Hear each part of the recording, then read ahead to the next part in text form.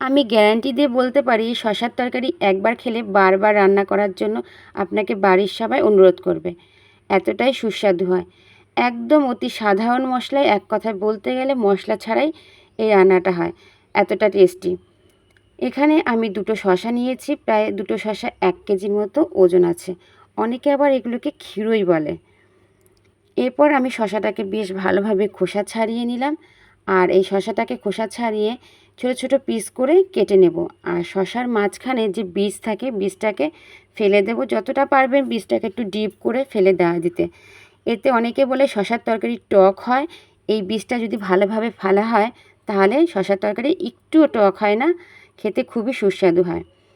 এরপর আমি শশাগুলোকে ছোট ছোট এভাবে পিস করে কেটে নিচ্ছি। আজকে আমি যে পদ্ধতিতে রান্না করব, ঠিক এই পদ্ধতিতে রান্না করে আপনারা যদি একদম সবার শেষে যদি চিংড়ি মাছ ভাজা দেন তাহলে স্বাদ আরও বেড়ে যায়। আজকে আমি যেহেতু নিরামিষ রান্না করব তাই চিংড়ি মাছ দিচ্ছি না, শুধু সিম্পলভাবে রান্না করছি। শশাটা সম্পূর্ণ কাটা হয়ে গেছে। এরপর এর মধ্যে আমি পরিমাণ মতো নুন দিয়ে শশাটাকে মেখে রাখবো, যে শশার মধ্যে এক্সট্রা জল আছে, জলটা যাতে বেরিয়ে যায়। এদিকে শশাটা মাখা থাকুক, আমি এদিকে কড়াইতে সর্ষের তেল বসিয়ে দিয়েছি। তেলটা গরম হলে এর মধ্যে কিছু বড়ি ভেজে নেব। বড়িটা অবশ্যই দেবেন, শশার তরকারিতে দারুণ লাগে। আমি বড়িটা লাল করে ভেজে তুলে নিলাম। এরপর ওই তেলের মধ্যে দিয়ে দিচ্ছি তেজপাতা, শুকনো লঙ্কা, জিরে ফোড়ন। ফোড়নটা একটু হালকা লাল রং ধরলে এর মধ্যে যে শশাটা আমি কুচিয়ে রেখেছিলাম সেই শশাটা একটু চিপে চিপে দেব, কারণ এই নুন মাখানোর কারণে শশার থেকে প্রচুর পরিমাণে জল বেরিয়েছে। আপনারা একটু দেখুন কতটা জল বেরিয়েছে। আমি শেষেও দেখাচ্ছি অনেকটা পরিমাণ জল বেরিয়েছে। এই রেসিপিটা আপনাদের কেমন লাগছে আপনারা অবশ্যই কমেন্ট করে জানাবেন। ভালো লাগলে প্লিজ একটা লাইক করবেন, সাবস্ক্রাইব করবেন। এটা আমার পক্ষে ভীষণই দরকারি। আমি আগ্রহী হই পরের রেসিপি করার জন্য।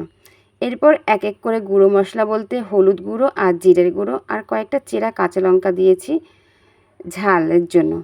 এইভাবে একটু নাড়াচাড়া করে একটা ঢাকনা দিয়ে 10 মিনিটের জন্য ঢেকে রাখবো, কারণ শশা থেকে যে জল বেরোবে সেই জলে শশাটা সম্পূর্ণ সেদ্ধ হয়ে যাবে। এক্সট্রা আর কোনো জল দিতে হবে না। আর এই সম্পূর্ণ রান্নাটা লো টু মিডিয়াম ফ্লেমে রান্না করবেন, তাহলে বেশ ভালো হবে। হাই ফ্লেমে দিলে অনেক সময় শশার জলটা শুকিয়ে গিয়ে তলাটা লেগে যেতে পারে।